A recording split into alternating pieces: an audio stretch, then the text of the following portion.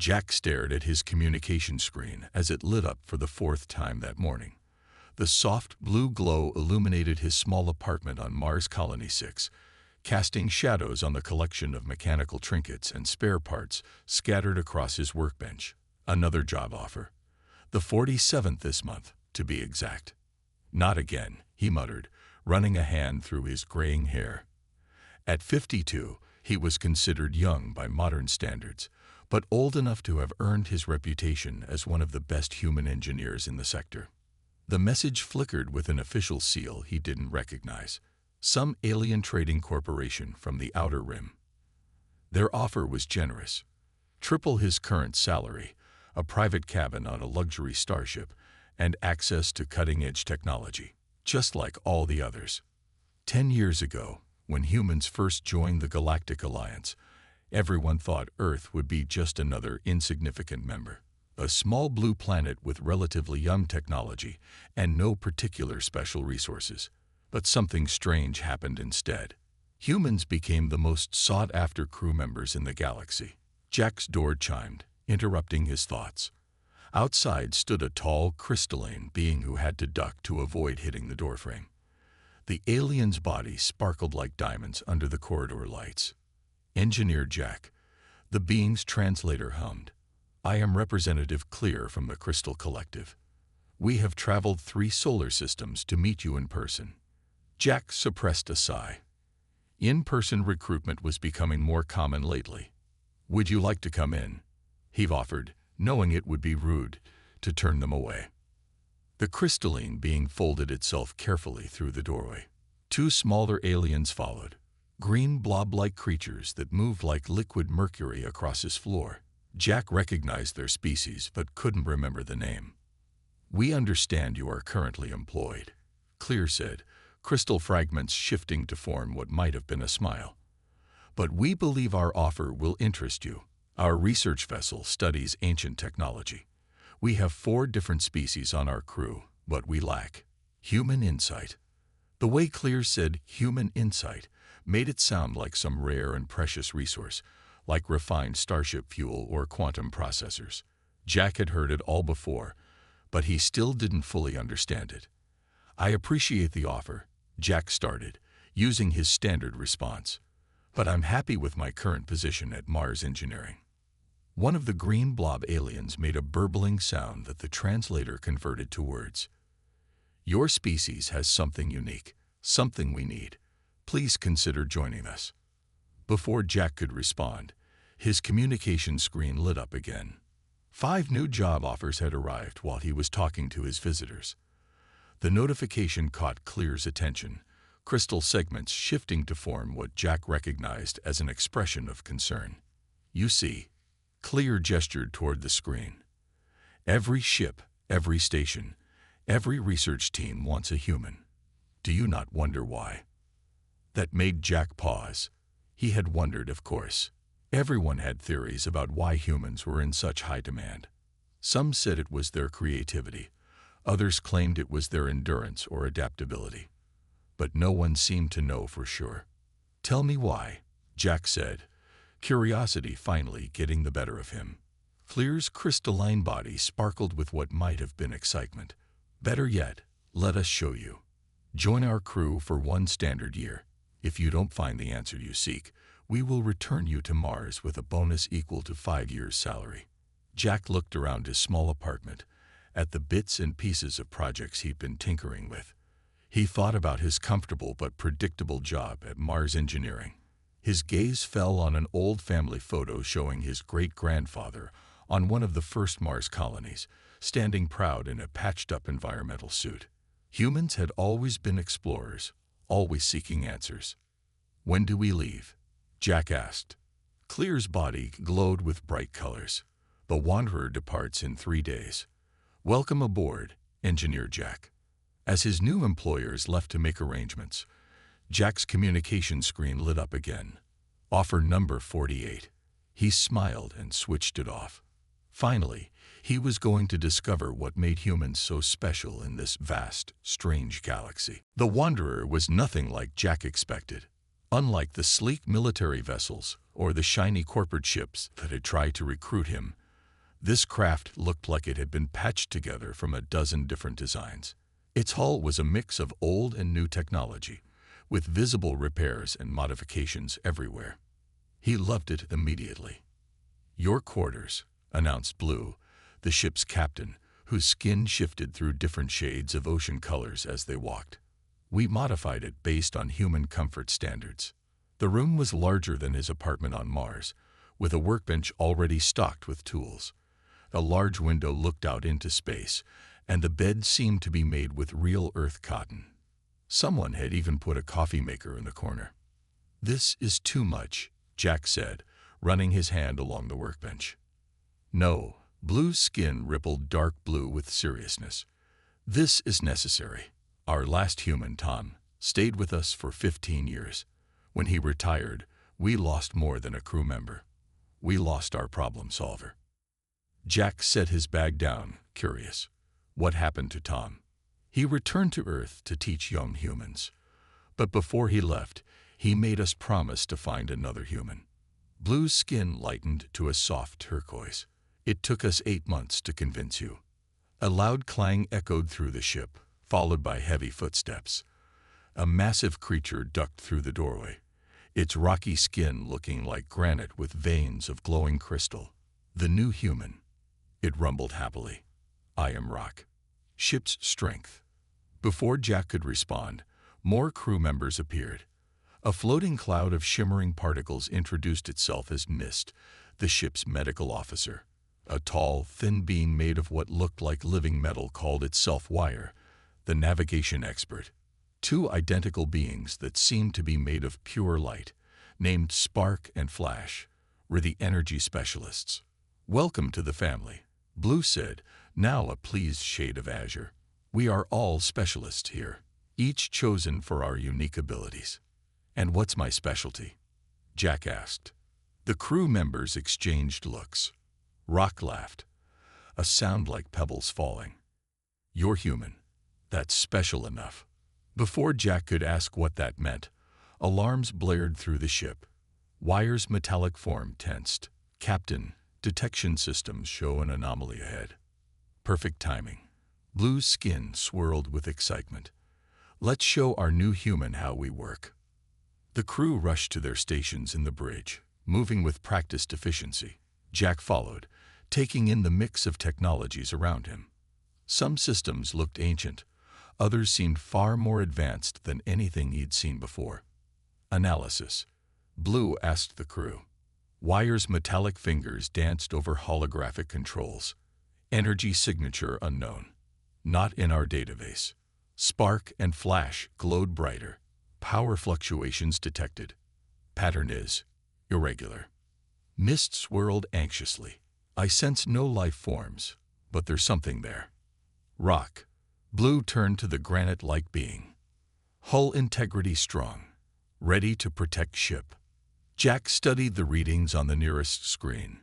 Something about the energy pattern looked familiar, but not quite right. Like a song being played slightly off-key. "It's not an anomaly," he said suddenly. "It's an old human distress beacon. But the signal's degraded. The pattern's mostly gone, but I recognize the base frequency. We used these about 50 years ago." The crew stared at him. Blue's skin turned a bright, astonished purple. "How can you be sure?" Wire asked. "The pattern doesn't match any known signal type." Jack pointed to the wave pattern. "Because my great-grandfather helped design these. They were meant to decay this way, to use less power over time. See this spike here? That's the signature." "Fascinating," Blue whispered, skin now a mix of purple and gold. "You recognized a pattern that wasn't even there anymore, based on knowledge that isn't even in our databases." "It's not that impressive," Jack said, feeling uncomfortable with their stares. "Any human would know this. We study our old technology." "No," Blue said firmly. "This is exactly why we needed a human. You see things differently. You make connections we can't." The captain turned to the crew. "Set course for the beacon. Let's see what our human found." As the Wanderer changed direction, Jack realized This might be his first step toward understanding why humans were so valuable in space. But somehow, he felt like he still didn't have the full picture. The old distress beacon led them to an empty sector of space, far from regular trade routes. As they approached the signal source, the ship's engines suddenly made a sound that Jack had never heard before, and never wanted to hear again. Primary drive failing. Spark and flash pulsed with bright alarm. Energy levels dropping. Blue's skin turned a dark, worried gray. Wire report. The metallic navigator's fingers flew across the controls. Unknown cause. All systems showing normal, but power output is decreasing rapidly. The ship shuddered. Jack watched as each alien crew member approached the problem in their own way. Wire analyzed data patterns. Rock checked physical systems. Spark and Flash monitored energy flows. Mist tried to sense any biological interference, but none of them looked at how the systems worked together. "Stop," Jack said suddenly. "Stop running individual checks. Let me see everything at once." Blue gestured, and all the system readings appeared on the main screen. To the aliens, it was a chaos of numbers and patterns, but Jack saw something else. There, he pointed to several readings. The old beacon. It's not just sending a distress signal. The frequency is causing a harmonic resonance in our power systems. It's like when you play a musical note that makes a glass shatter. The crew stared at him. Wire spoke first. "But our systems are shielded against all known interference patterns." "Yes, but this isn't a known pattern. It's a broken pattern." Jack was already moving to the engineering station. "We need to change our shield frequency. Not to block the signal, but to match it." "Match it?" Rock rumbled in confusion. "That goes against all safety protocols." "Trust me," Jack said, his fingers flying over the controls. "Sometimes you have to work with the problem instead of fighting it." Blue watched him work, skin shifting between worried gray and curious purple. "Do it." Jack adjusted the shield harmonics, matching them to the degraded beacon's frequency. For a moment, the ship's vibrations got worse. Several warning lights flashed red. Hull stress increasing. Rock reported. Power fluctuations at critical levels. Spark and Flash pulsed frantically. "Wait for it," Jack said, making one final adjustment. Suddenly, the vibrations stopped. The power levels stabilized. The warning lights went dark. "How?" Wire asked, checking the readings. "The beacon's signal should still be affecting us." "It is," Jack explained. "But now we're vibrating with it instead of against it, like dancing with a partner instead of pushing them away." Mist swirled in what looked like amusement. Humans and their analogies. "No," Blue said, skin now a deep, thoughtful blue. "The analogy helps explain it. Jack solved this problem not just by understanding the technology, but by finding a way to explain it that we all could understand." "I just did what made sense," Jack shrugged. "Nothing special." "That's where you're wrong," Blue replied. "Each of us tried to solve this problem in our own specialized way." Wire looked for data patterns. Rock checked for structural issues. Spark and Flash analyzed energy flows. "But you?" Blue's skin rippled with golden appreciation. "You saw how everything connected. You found a solution none of us would have considered. Going against safety protocols to match a harmful frequency." Rock shook his rocky head. "No other species would think of that." "Perhaps that is why we need humans," Wire mused. "They think in ways that we cannot." The ship's sensors beeped. Through the view screen, they could see something floating in space ahead, something large and very, very old. "The beacon's source," Blue announced, skin shifting to excited orange. "Let's see what other surprises await us." The captain turned to Jack. "Ready for your first real adventure?" Jack looked at the mysterious object ahead, then at his new crew. Each one a specialist, each one different, each one now looking at him with new respect. He smiled. "Ready as I'll ever be." None of them knew that this would be just the first of many times Jack's unique human perspective would save their lives. The real challenges were still ahead. As the wanderer approached the mysterious object, Jack began to notice patterns, not in the ancient structure floating before them, but in how his alien crewmates handled different situations. Initial scans complete, Wire announced, his metallic form gleaming under the bridge lights. Structure appears to be an abandoned research station. Age, approximately 300 years. Life signs, Blue asked, the captain's skin rippling with cautious green tones. Mist floated forward, particles swirling slowly. No biological signatures, but something feels wrong. The emptiness is too empty. Jack watched as each crew member focused on their specialty.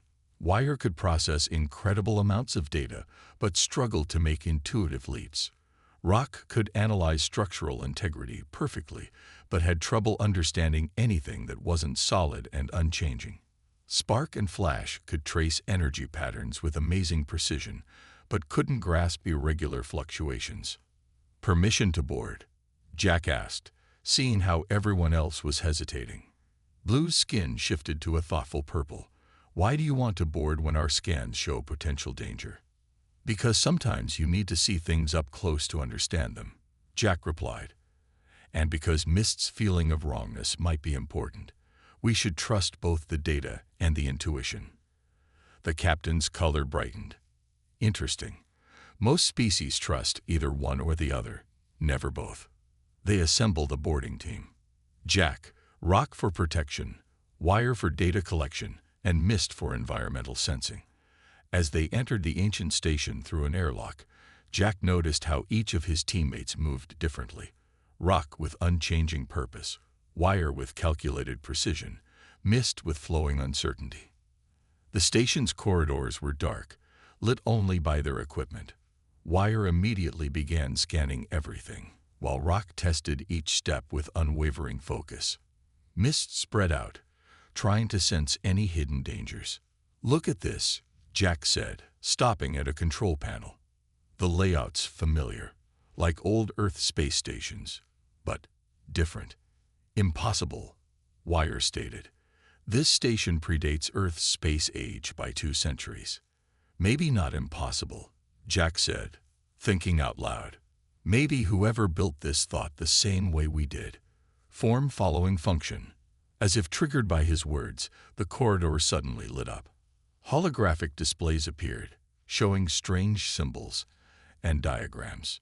Danger. Rock moved to protect the team. Unexpected activation. Wait, Jack said, studying the displays. These aren't random. There's a pattern, like they're trying to teach us something. Wire processed the symbols rapidly. No match in any known language database. That's because it's not a language, Jack realized. It's a puzzle. Look, each symbol changes based on how we react to it. It's learning from us while we learn from it. Mist swirled excitedly. Yes, I feel it now. Not emptiness, anticipation. Over the next hour, they worked together in a way they never had before. Wire collected data, Rock ensured their safety, Mist sensed the station's responses, and Jack connected the dots that none of them could see alone.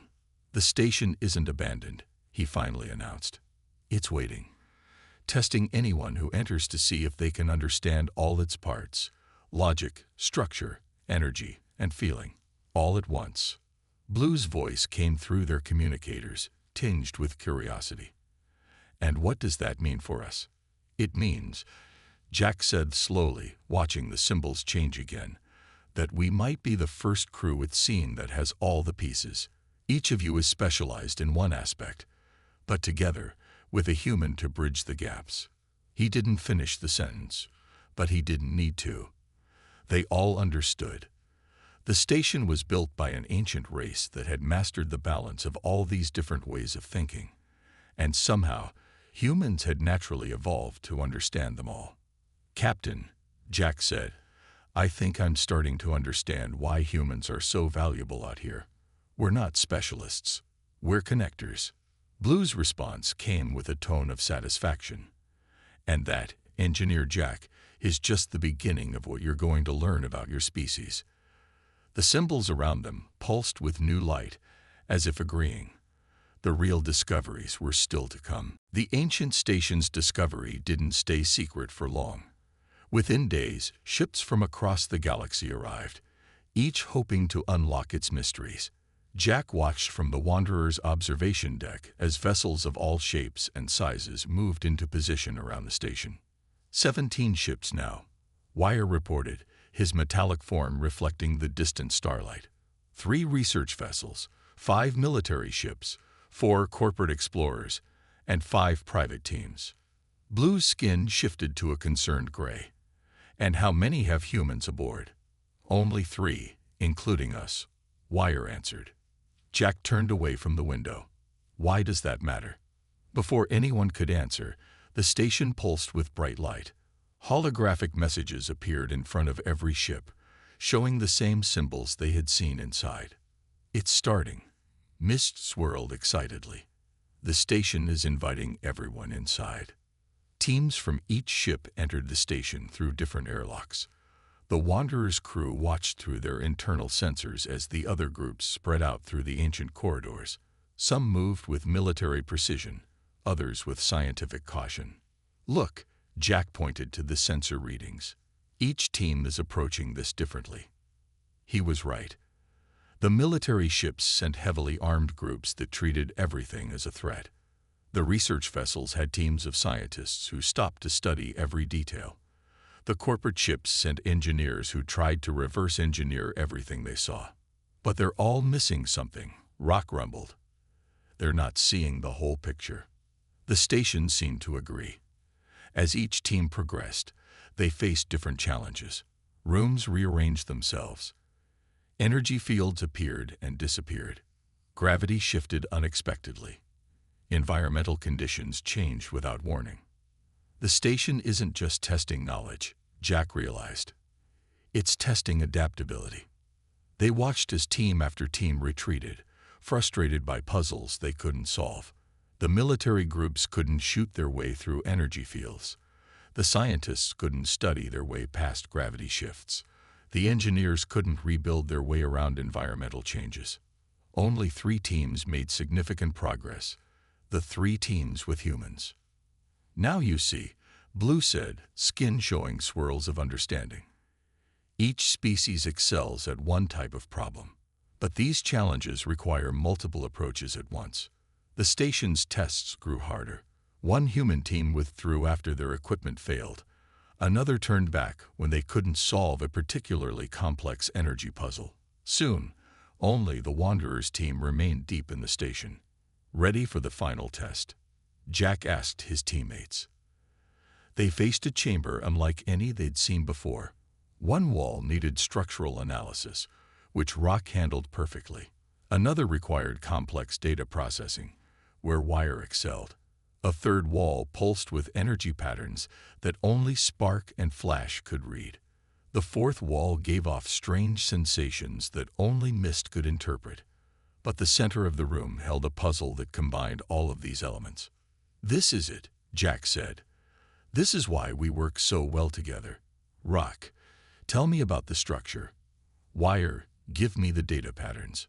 Spark, Flash, show me the energy flows. Mist, what do you feel?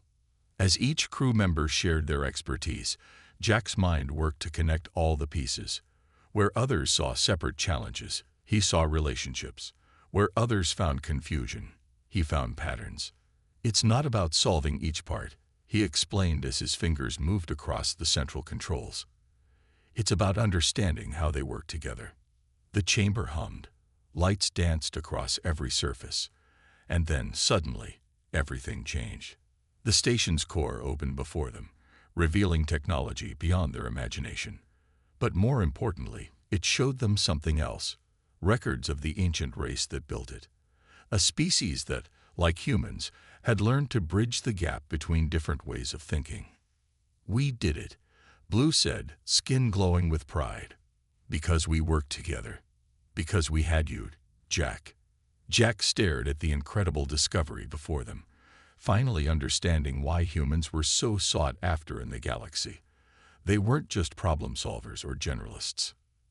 They were bridges between worlds. Inside the station's core, holographic images danced around the Wanderer's crew, showing the history of a long-lost civilization. Jack watched in amazement as the story unfolded before them. They called themselves the Connectors, wire translated, processing the ancient data. They were the first spacefaring race in our galaxy. The images showed beings that looked nothing like humans, creatures of shifting forms and multiple limbs, but their story felt strangely familiar. Their homeworld, Blue observed, skin shifting with deep blue curiosity. It was like Earth. Jack studied the holographic display of the Connector's planet. Like Earth, it had multiple climates, changeable weather, and various challenges that forced constant adaptation. Unlike the stable, specialized worlds that had produced the other alien species, this world never stopped changing. Look at their history, Mist swirled excitedly. They faced predators, natural disasters, climate changes. Just like humans did, Jack finished quietly. Rock stepped forward, his crystalline form reflecting the holographic light. But what happened to them? Why did they disappear? The station answered by showing more images. The Connectors had spread across the galaxy, meeting other species, but instead of continuing to adapt, they had started to specialize. They became so focused on teaching others that they lost their own adaptability. They built this station, Wire reported, as a test. They wanted to find species that could do what they once did, connect different ways of thinking. New data flowed across the screens. Jack's eyes widened as he read it. "It's a genetic study," he said. "They studied thousands of worlds, looking for species that might evolve like they did." He paused, looking at one particular set of data. "Including Earth." "They found us?" Blue asked, colors swirling with surprise. "No," Jack shook his head. "They found early humans, still evolving. Their data shows that Earth was one of the few planets that might produce." He stopped, understanding filling his face. That might produce Connectors. Spark and Flash pulsed with excitement. "That explains the job offers." "What do you mean?" Jack asked. "Think about it," Blue said, skin rippling with colors of revelation. "Every species in the galaxy evolved to be perfect at one thing. The crystal people are perfect logicians. The cloud beings are perfect empaths. The metal folk are perfect data processors. But humans," Mist added, "humans can do a bit of everything." "Not as well as specialists," Rock rumbled. "I am stronger. Wire is better with data," Spark and Flash pulsed. "And I sense things more clearly," Mist swirled. "But that's just it," Jack said, finally understanding. "We're not supposed to be better at those things. We're supposed to understand them all enough to connect them, to see how they work together." The station's holographs shifted again, showing the final message from the Connectors. Wire translated. "To those who find this place, we searched the galaxy for others who could do what we once did, bridge the gaps between different ways of thinking. We found only one world that might produce such beings. If you are reading this, and you understand all the tests, then you are what we hoped humans would become. Learn from our mistake. Do not lose your adaptability. The galaxy needs connections more than it needs perfection." The crew stood in silence, letting the truth sink in. Humans weren't valued because they were the best at anything. They were valued because they could understand everything just enough to bring it all together. "Well," Blue said, skin showing a warm, happy purple, "now we know why every ship wants a human crew member." Jack looked at his teammates, each one a specialist, each one perfect at their role, each one now looking at him with new understanding. He smiled. "No," he said. "Now we know why every species needs a human on their team." The ancient station hummed around them, its purpose finally fulfilled after centuries of waiting. But for Jack and his crew, this wasn't an ending. It was just the beginning. 3 months after discovering the ancient station's secrets, the Wanderer faced its biggest challenge yet. A massive solar storm threatened an entire sector of space, endangering 17 different colonies of various species. Time to impact. Blue asked, the captain's skin a tense gray as they approached the endangered sector. 42 minutes, Wire reported, metallic fingers moving across multiple screens. Standard evacuation protocols will take at least 2 hours. Rock studied the structural data of the colonies. Shelters won't withstand this level of radiation. And we can't redirect that much energy. Spark and Flash added, their light forms dimming with concern. Jack stood at his station, looking at all the information flowing in. Where others saw separate problems, he saw connections, just like in the ancient station's tests. We're thinking about this wrong, he said. We're all trying to solve our own parts of the problem. But what if we combine them? The crew turned to him. In the 3 months since their discovery, they had learned to trust these moments when their human crew member saw patterns they couldn't explain. Blue encouraged, skin showing interested purple swirls. Wire, you have the colony shield configurations. Rock, you understand their structural weaknesses. Spark, Flash, you know energy patterns. Mist, you can sense where people are most afraid. Jack's hands flew across his controls as he spoke. Together, we can solve this. Over the next 30 minutes, Jack coordinated the biggest joint operation the sector had ever seen.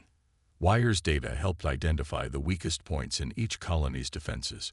Rock's structural knowledge showed them how to reinforce key buildings. Spark and Flash figured out how to redirect parts of the storm's energy. Mist helped prioritize which areas needed protection, first based on population stress. And Jack connected all these pieces into a solution none of them could have created alone. It's working. Mist swirled excitedly as the first colony reported success, then the second, then the third. When the solar storm finally passed, not a single life was lost. Word spread quickly through the galaxy. Not just about how the Wanderer had saved 17 colonies, but about how they did it. A week later, Jack stared at his communication screen, shaking his head with amusement. Another job offer? Blue asked, entering Jack's quarters. The captain's skin showed happy blue patterns. Number 112, Jack confirmed. Since the storm incident, they're offering triple what you're paying me.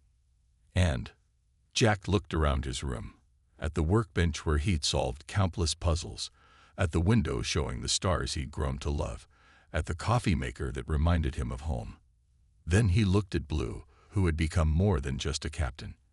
And I'm exactly where I need to be, he said, with a crew that understands what humans are really for. Blue's skin rippled with pleasure. You know, the Galactic Council is studying the ancient station's data. They're implementing new guidelines for deep space crews. Every ship is required to have at least one human crew member now. Poor humans, Jack laughed. No pressure or anything. The Council also wants to know if humans will teach other species how to think more flexibly. Jack thought about everything they'd learned.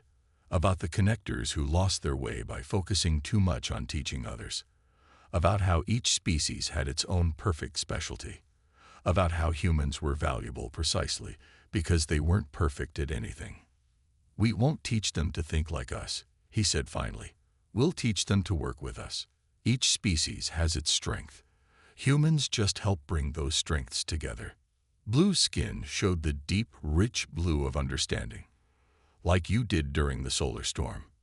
Like we all did, Jack corrected. Together. Outside their ship, the galaxy continued its endless dance. Countless species, each with their own special ways of thinking, all moving in their own orbits, and connecting them all, bridging the gaps between different minds and different worlds, were the humans, the children of Earth, the inheritors of the Connector's legacy. Not perfect at anything, but perfect for everything. The end.